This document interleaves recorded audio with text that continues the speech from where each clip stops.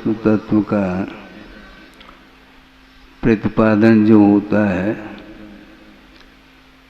वह किसी विवक्षा को लेकर के ही होता है, क्योंकि वस्तु के अंतर्गत बहुत सारे धर्म हुआ करते हैं और उसमें से किसी एक धर्म को मुख्यता देते हुए अन्य धर्मों को गौण करते हुए विवेचना होती है। लेकिन इस बात को कभी भूला नहीं जा सकता, जिनको गौण किया है इसका अर्थ उसका निषेध नहीं। निषेध अलग है और अनर्पित करना अलग होता है। मुख्य और गौण ये पद्धति चलती है, यही शाद्वाद पद्धति मानी जाती है। तो इसलिए वर्तमान में यद्यपि भगवान का साक्षात दर्शन हम नहीं कर पाते, यह अलग विषय है, किंतु श्रद्धान का जो विषय बनता है वह विषय जितना प्रत्यक्ष के साथ बनता है उतना ही परोक्ष के साथ भी बनता है। प्रत्यक्ष का अर्थ साक्षात, साक्षात प्रभु का दर्शन करते हैं तब भी प्रभु का ही दर्शन होता है, और परोक्ष में भी प्रभु को याद करते हैं। जन्मबिंब का आलम्बन लेकर के प्रभु को हम याद करते हैं, प्रभु की आराधना करते हैं, तो उसमें भी भावों में निर्मलता आती है, क्योंकि भाव मुख्य है। द्रव्य गौण हो सकता है भले ही। एक और विशेष बात हम कहना चाहते हैं, श्रमण लोग प्रतिदिन सामायिक आदि करते हैं, तो सामायिक करने के पूर्व में चतुर्दिग वंदना करते हैं। चारों दिशाओं में जो केवली हैं, साधु हैं इत्यादि हुए हैं, उनकी वंदना वो करते हैं। तो चतुर्दिग वंदना करते समय चारों दिशाओं में प्रभु का दर्शन वो कर रहे हैं क्या? नहीं। प्रभु तो देखने में नहीं आ रहे महाराज, आपने तो दिशा की वंदना कर ली। नहीं, दिशा की नहीं, दिशा में चारों दिशाओं में और चारों विदिशाओं में जो केवली शुद्ध साधु इनका समूह सामने आता है। ऐसा कोई भी स्थान नहीं है ढाई द्वीप संबंधी क्षेत्र जिस स्थान से मुक्त नहीं हुए हो। ये बात अलग है, मुख्यता फिर भी दी जाती है। सामान्य की ओर जब दृष्टि जाती है तो प्रत्येक क्षेत्र से ढाई द्वीप संबंधी, जो कि 45 लाख योजन प्रमाण जिसका क्षेत्रफल है, उस स्थान से अनंत जीव मुक्त हुए हैं। स्थान तो असंख्यात प्रदेशी हैं और उतने ही स्थान से अनंत मुक्त हुए हैं। इसका अर्थ प्रत्येक प्रदेश वह सिद्ध क्षेत्र का रूप ले लेता है सामान्य की दृष्टि से, और विशेष की दृष्टि से तो आपकी दृष्टि में है ही, हमारी दृष्टि में भी है। समय शिखर जी हैं, क्षेत्र राज बोलते हैं, समय शिखर, गिरनार है, पावापुर है, चंपापुर है, कैलाश है, ये सब एक विशिष्ट स्थान हैं। इसके अलावा भी और भी सिद्ध क्षेत्र हैं जहाँ से सामान्य केवली तीर्थंकर को छोड़ करके अन्य केवली मोक्ष को प्राप्त किए हैं जिन्होंने, वहाँ पर भी जाकर के परिणामों में पवित्रता आती है। ये क्षेत्र का प्रभाव है, किंतु क्षेत्र अपनी जगह उस स्थान पर जाने के उपरांत भी जो प्रभु का दर्शन नहीं कर पाता, जिसे आत्मा का दर्शन नहीं होता, तो उसके लिए उस क्षेत्र का क्या प्रभाव है। इससे स्पष्ट है क्षेत्र का प्रभाव उसी जीव के ऊपर पड़ता है जो होनहार होता है, नहीं है तो बिल्कुल नहीं पड़ सकता। इसलिए आप लोग परोक्ष रूप से भगवान की अर्चना कर रहे हैं, उपासना कर रहे हैं, साक्षात दर्शन न आपको हो रहा है न मुझे हो रहा है। और वो भी जीव बहुत पुण्यात्मा मानी जाती हैं जिन्हें समूह शरण का दर्शन हो रहा है, समूह शरण में विराजमान प्रभु का वो दर्शन कर रहे हैं। लेकिन दर्शन जो कर रहा है उसकी दृष्टि प्रभु की ओर होनी चाहिए। यदि नहीं हमेशा प्रभु की ओर दृष्टि हो ये अनिवार्य नहीं है। जिस समय आराधना को लेकर के उपयोग जब स्थिर हो जाता है प्रभु के दर्शन आदि की अपेक्षा से, उस समय उसका उपयोग उस ओर गया है। फिर बाद में आस्था तो बनी रहती है किंतु उपयोग चेंज होता है। अभी आप लोग कुछ आगम के आधार से जो बोला जा रहा है उसको आप लोग सुन रहे हैं, बड़े एकाग्र मन के साथ सुन रहे, मैं मानता हूँ। किंतु जो ही प्रवचन समाप्त होता है तो उस समय आपके मन में क्या यही परिणाम बने रहते हैं? क्या नहीं रहते हैं? क्यों? उपयोग अन्यत्र गया है। तो जो ही वो अन्यत्र हमारा उपयोग जाता है उस समय सम्यक दर्शन तो बना रह सकता है, इसमें बाधा नहीं, किंतु उपयोग आपका अन्य वस्तु की ओर गया है, इसलिए उस वस्तु का प्रभाव आपके ऊपर, आपके उपयोग के ऊपर पड़ता है। इसलिए असंयम की भूमिका में और संयमी की भूमिका में बहुत बड़ा अंतर देखने को मिलता है। इसलिए यथा योग्य आप लोग देव शास्त्र गुरु की आराधना करते रहिएगा, जिसके माध्यम से यथा योग्य परिणामों में उज्ज्वलता आएगी। बार बार ही करना पड़ेगा। आपको लगेगा महाराज केवल ये पुनरावृत्ति है, क्योंकि आप मंच पर बैठ जाते हैं तो आत्मा के अलावा आपको कोई भी दिखाई नहीं पड़ता है। नहीं, आपको भी हम देख रहे हैं, हाँ, क्योंकि आपके शरीर में भी वही तो आत्मा विद्यमान है। मैं आत्मा की तो बात कर रहा हूँ, आपकी बात नहीं करूँगा। मैं आत्मा की बात करूँगा। यदि आपके साथ वार्ता करने के लिए बैठूं तो फिर आत्मा ओझल हो सकती है। इसलिए आत्म तत्व को ही प्राप्त करना है। प्राप्त करने का अर्थ दूसरे के आत्मा को प्राप्त नहीं किया जाता है, किंतु अपने आत्म तत्व जो धूमिल हुआ है मोह के उदय के कारण, उस मोह से प्रभावित उस आत्म तत्व को हम आगम के माध्यम से उस मोहजन जो संस्कार पड़े हुए हैं उनको दूर करने के लिए ही प्रयास करना है। और अनंत काल से ये प्रयास करते आए हैं, इसके उपरांत भी उसमें सफलता नहीं मिल पा रही है, किंतु सफलता इसी रास्ते से मिलेगी और कोई भी रास्ता नहीं। रास्ता एक है और यदि हम आगम के अनुरूप चलने का प्रयास करते हैं तो निश्चित रूप से सफलता मिलती है और इसमें किसी भी प्रकार से संदेह नहीं करना चाहिए। संदेह के कारण ही पैर फिर आगे नहीं बढ़ पाते हैं। क्या पता, कहा तो है आगम में और महाराज ने भी कहा, लेकिन कुछ दिखाई नहीं देता।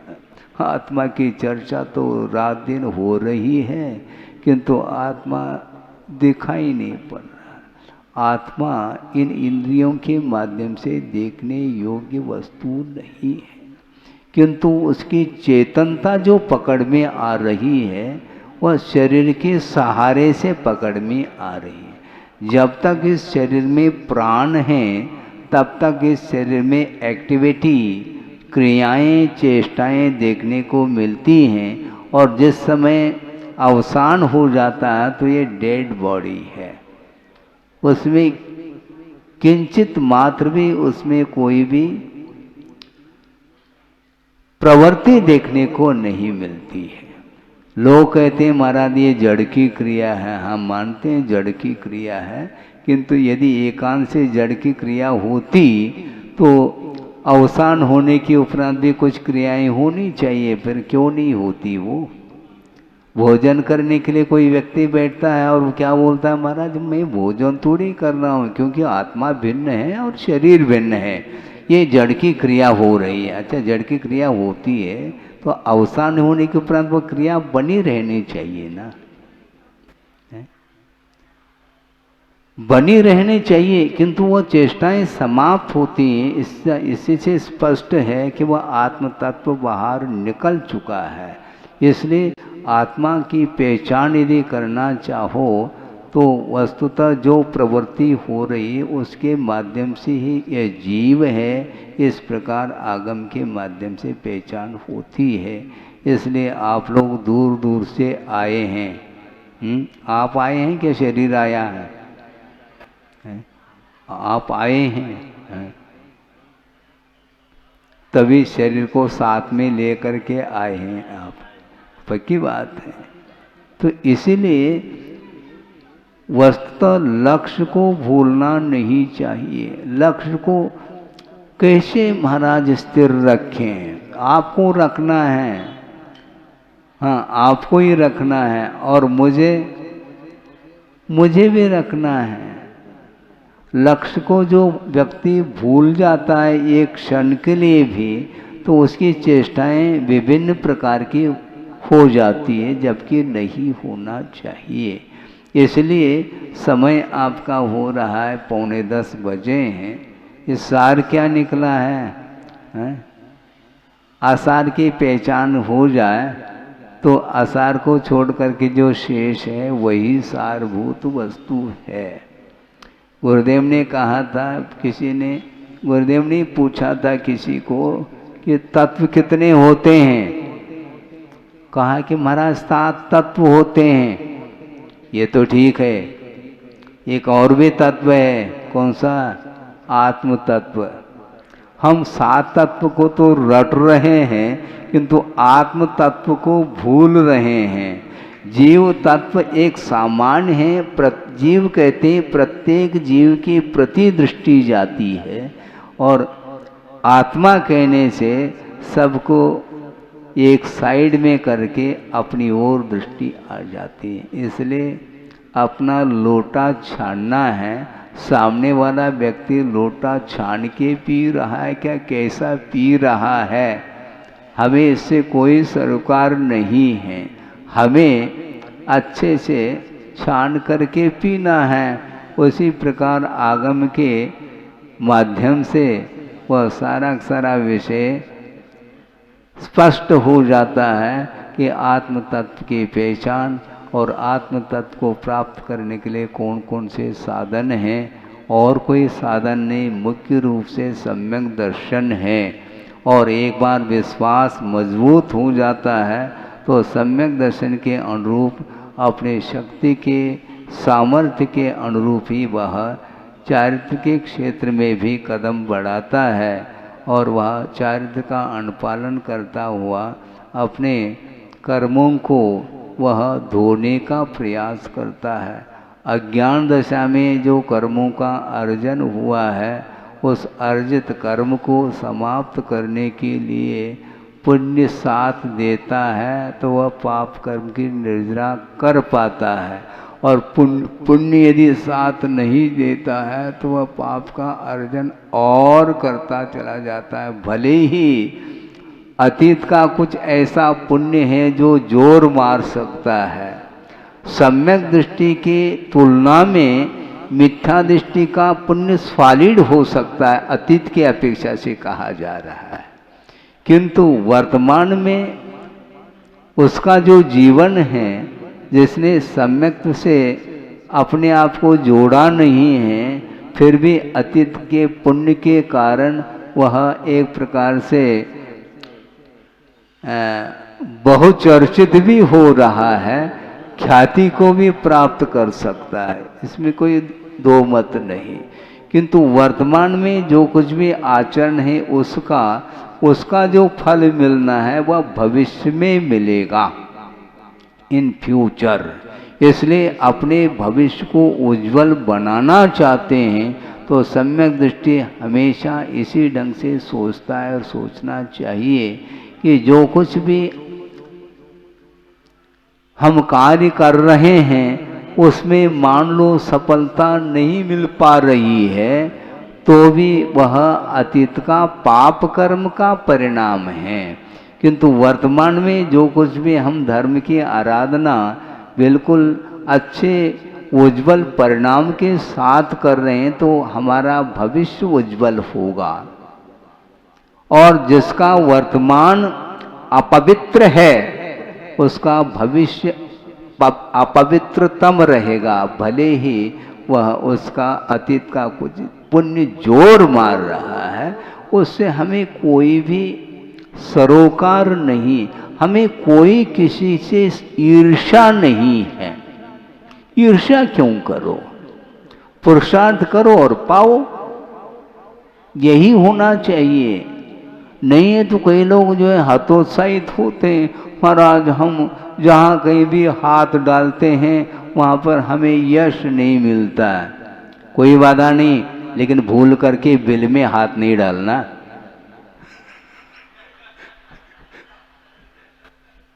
हमें हाथ जहाँ कहीं भी हाथ डालते हैं महाराज हमें यश नहीं मिलता, सफलता नहीं मिलती है, तो तुम बिल में क्यों हाथ डाल रहे हो?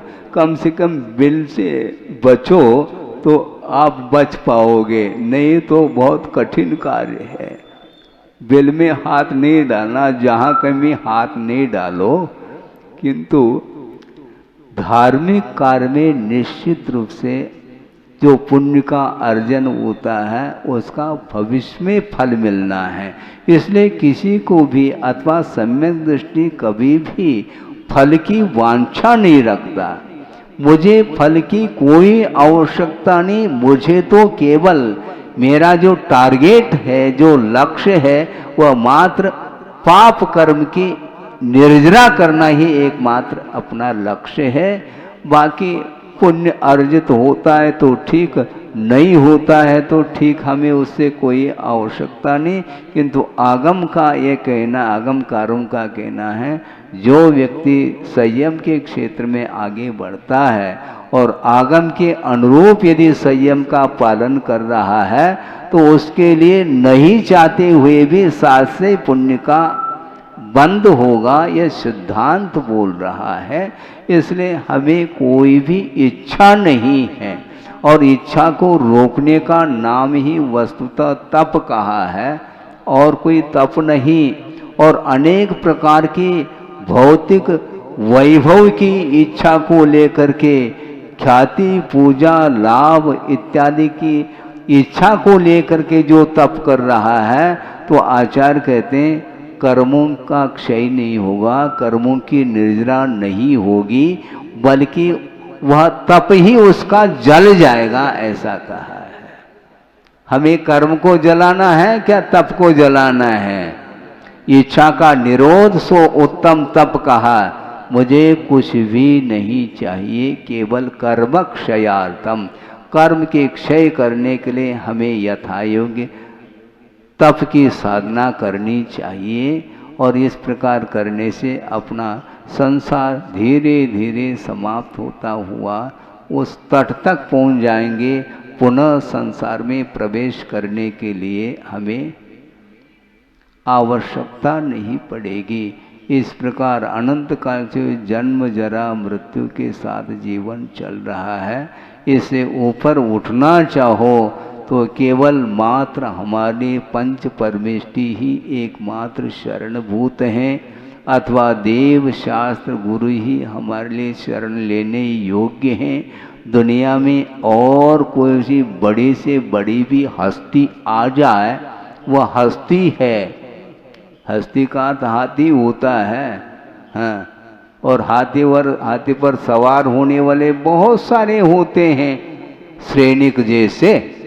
और अंत में किया क्या उन्होंने, हाथी पर सवार होते हुए भी उन्होंने मुनि महाराज के ऊपर भयंकर उपसर्ग किया है। इस प्रकार की हस्ती से हमें कोई प्रयोजन शुद्ध नहीं होने वाला है। हम पैदल ही चलेंगे, क्योंकि मोक्ष मार्ग को तय करना है। हमें हाथी घोड़े की जरूरत नहीं है, न रथ की आवश्यकता है।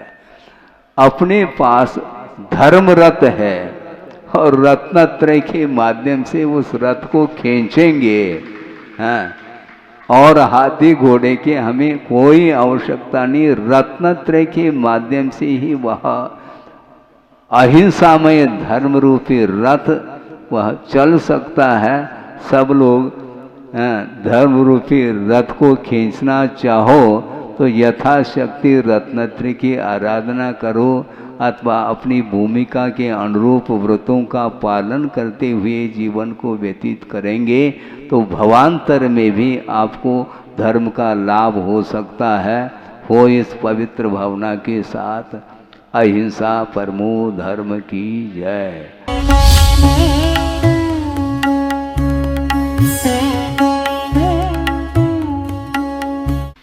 वस्तु तत्व का प्रतिपादन जो होता है वह किसी विवक्षा को लेकर के ही होता है, क्योंकि वस्तु के अंतर्गत बहुत सारे धर्म हुआ करते हैं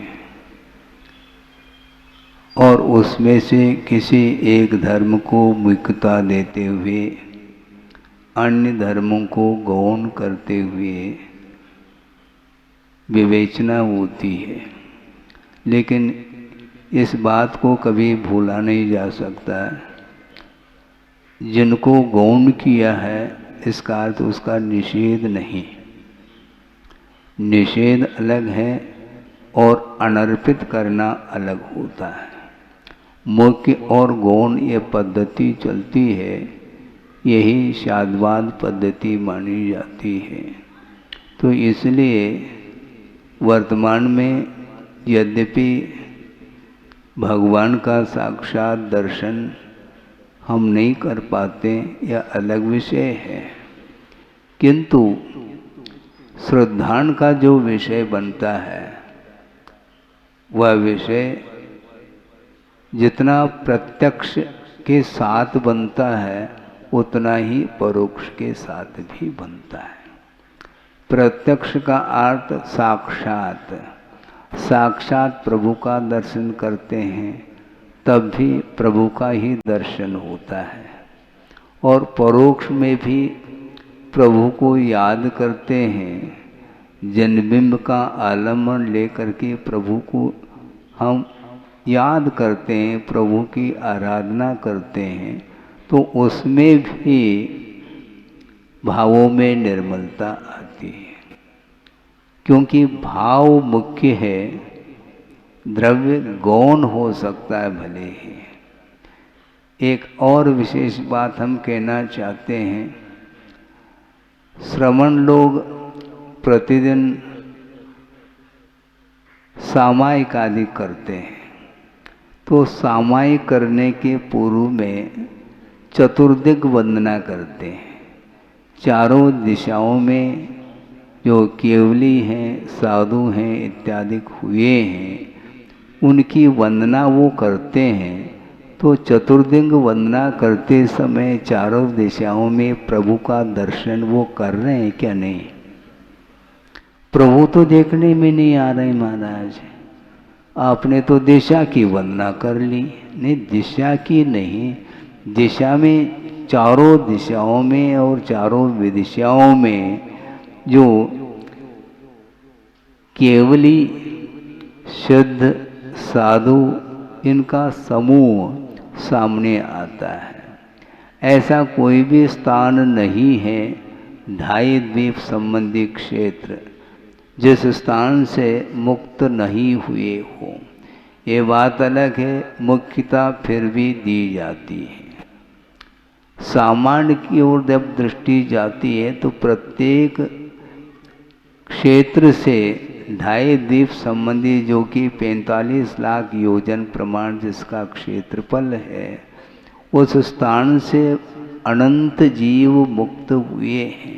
स्थान तो असंख्यात प्रदेशी हैं और उतने ही स्थान से अनंत मुक्त हुए हैं। इसका अर्थ प्रत्येक प्रदेश व सिद्ध क्षेत्र का रूप ले लेता है सामान्य की दृष्टि से, और विशेष की दृष्टि से तो आपकी दृष्टि में है ही, हमारी दृष्टि में भी है।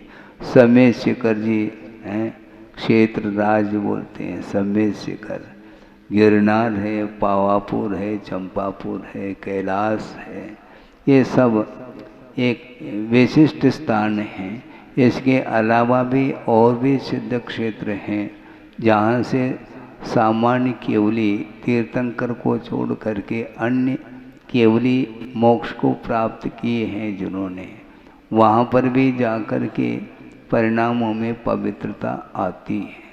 ये क्षेत्र का प्रभाव है, किंतु क्षेत्र अपनी जगह उस स्थान पर जाने के उपरांत भी जो प्रभु का दर्शन नहीं कर पाता, जिसे आत्मा का दर्शन नहीं होता, तो उसके लिए उस क्षेत्र का क्या प्रभाव है। इससे स्पष्ट है क्षेत्र का प्रभाव उसी जीव के ऊपर पड़ता है जो होनहार होता है, नहीं है तो बिल्कुल नहीं पड़ सकता। इसलिए आप लोग परोक्ष रूप से भगवान की अर्चना कर रहे हैं, उपासना कर रहे हैं, साक्षात दर्शन न आपको हो रहा है न मुझे हो रहा है, और वो भी जीव बहुत पुण्यात्मा मानी जाती हैं जिन्हें समूह शरण का दर्शन हो रहा है, समूह शरण में विराजमान प्रभु का वो दर्शन कर रहे हैं। लेकिन दर्शन जो कर रहा है उसकी दृष्टि प्रभु की ओर होनी चाहिए। यदि नहीं, हमेशा प्रभु की ओर दृष्टि हो ये अनिवार्य नहीं है। जिस समय आराधना को लेकर के उपयोग जब स्थिर हो जाता है प्रभु के दर्शन आदि की अपेक्षा से, उस समय उसका उपयोग उस ओर गया है। फिर बाद में आस्था तो बनी रहती है किंतु उपयोग चेंज होता है। अभी आप लोग कुछ आगम के आधार से जो बोला जा रहा है उसको आप लोग सुन रहे हैं, बड़े एकाग्र मन के साथ सुन रहे, मैं मानता हूँ। किंतु जो ही प्रवचन समाप्त होता है तो उस समय आपके मन में क्या यही परिणाम बने रहते हैं? क्या नहीं रहते हैं। क्यों? उपयोग अन्यत्र गया है। तो जो ही वो अन्यत्र हमारा उपयोग जाता है उस समय सम्यक दर्शन तो बना रह सकता है, इसमें बाधा नहीं, किंतु उपयोग आपका अन्य वस्तु की ओर गया है, इसलिए उस वस्तु का प्रभाव आपके ऊपर, आपके उपयोग के ऊपर पड़ता है।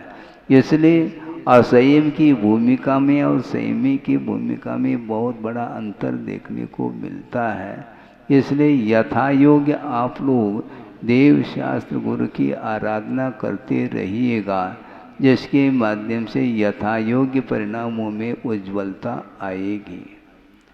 बार बार ही करना पड़ेगा। आपको लगेगा महाराज केवल ये पुनरावृत्ति है, क्योंकि आप मंच पर बैठ जाते हैं तो आत्मा के अलावा आपको कोई भी दिखाई नहीं पड़ता है।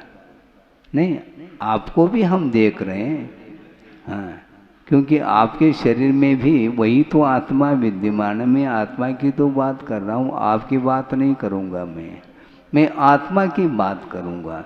यदि आपके साथ वार्ता करने के लिए बैठूं तो फिर आत्मा ओझल हो सकती है। इसलिए आत्म तत्व को ही प्राप्त करना है। प्राप्त करने का अर्थ दूसरे के आत्मा को प्राप्त नहीं किया जाता है, किंतु अपने आत्म तत्व जो धूमिल हुआ है मोह के उदय के कारण, उस मोह से प्रभावित उस आत्म तत्व को हम आगम के माध्यम से उस मोहजन जो संस्कार पड़े हुए हैं उनको दूर करने के लिए ही प्रयास करना है। और अनंत काल से ये प्रयास करते आए हैं, इसके उपरांत भी उसमें सफलता नहीं मिल पा रही है, किंतु सफलता इसी रास्ते से मिलेगी और कोई भी रास्ता नहीं, रास्ता एक है। और यदि हम आगम के अनुरूप चलने का प्रयास करते हैं तो निश्चित रूप से सफलता मिलती है और इसमें किसी भी प्रकार से संदेह नहीं करना चाहिए। संदेह के कारण ही पैर फिर आगे नहीं बढ़ पाते हैं। क्या पता, कहा तो है आगम में और महाराज ने भी कहा लेकिन कुछ दिखाई नहीं देता। आत्मा की चर्चा तो रात दिन हो रही है किंतु आत्मा दिखाई नहीं पड़ रहा। आत्मा इन इंद्रियों के माध्यम से देखने योग्य वस्तु नहीं है, किंतु उसकी चेतनता जो पकड़ में आ रही है वह शरीर के सहारे से पकड़ में आ रही है। जब तक इस शरीर में प्राण है तब तक इस शरीर में एक्टिविटी, क्रियाएं, चेष्टाएं देखने को मिलती हैं और जिस समय अवसान हो जाता है तो ये डेड बॉडी है, उसमें किंचित मात्र भी उसमें कोई भी प्रवृत्ति देखने को नहीं मिलती है।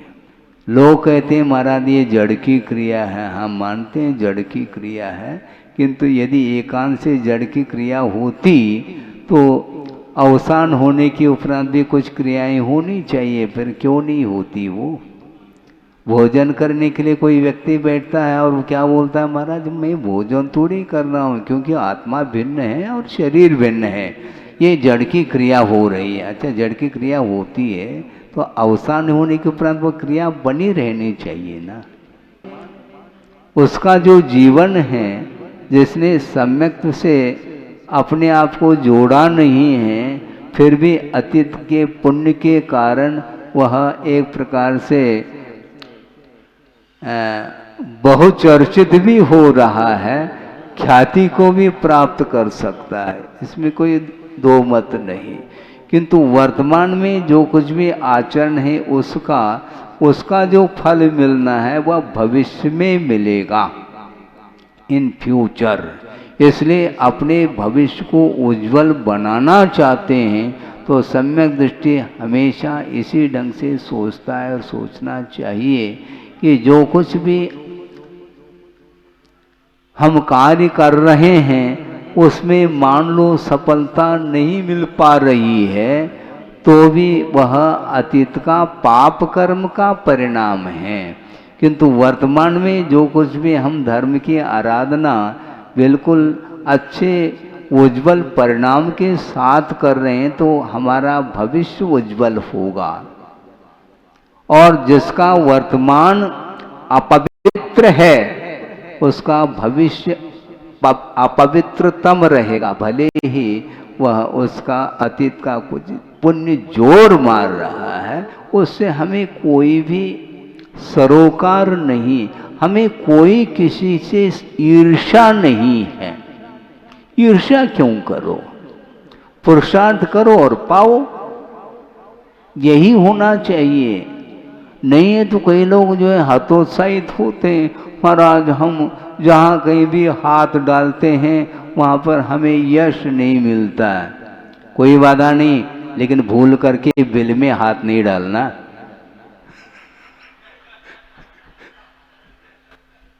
हमें हाथ जहाँ कहीं भी हाथ डालते हैं महाराज हमें यश नहीं मिलता, सफलता नहीं मिलती है, तो तुम बिल में क्यों हाथ डाल रहे हो? कम से कम बिल से बचो तो आप बच पाओगे, नहीं तो बहुत कठिन कार्य है।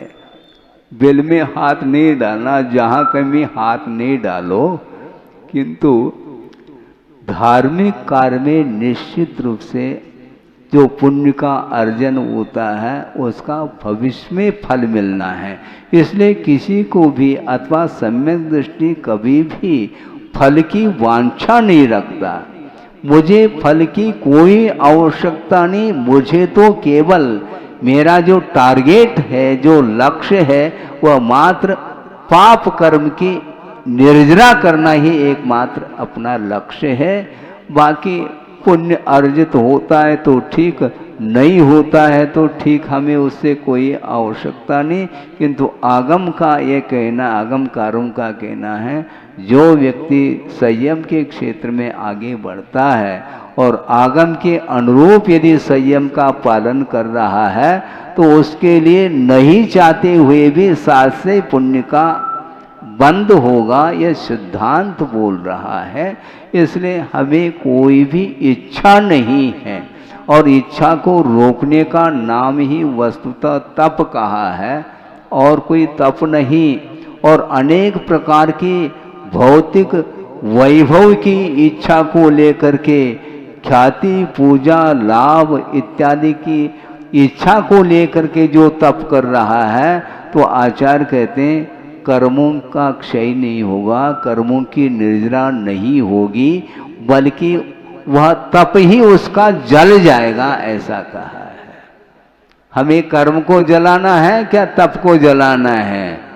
इच्छा का निरोध सो उत्तम तप कहा। मुझे कुछ भी नहीं चाहिए, केवल कर्म क्षयार्थम, कर्म के क्षय करने के लिए हमें यथायोग्य तप की साधना करनी चाहिए। और इस प्रकार करने से अपना संसार धीरे धीरे समाप्त होता हुआ उस तट तक पहुंच जाएंगे।